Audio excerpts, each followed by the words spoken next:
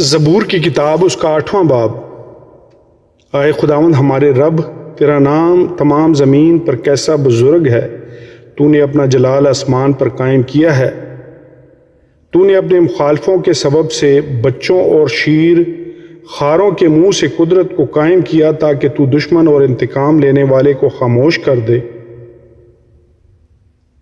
جب میں تیرے آسمان پر جو تیری دستکاری ہے اور چاند اور ستاروں پر جن کو تو نے مقرر کیا غور کرتا ہوں، تو پھر انسان کیا ہے کہ تو اسے یاد رکھے، اور آدم ذات کیا ہے کہ تو اس کی خبر لے، کیونکہ تو نے اسے خدا سے کچھ ہی کمتر بنایا ہے، اور جلال اور شوکت سے اسے تاجدار کرتا ہے۔ تو نے اسے اپنی دستکاری پر تسلط بخشا۔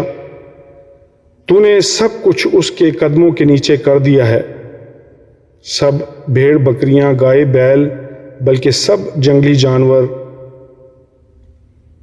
ہوا کے پرندے اور سمندر کی مچھلیاں، اور جو کچھ سمندروں کے راستوں میں چلتا پھرتا ہے۔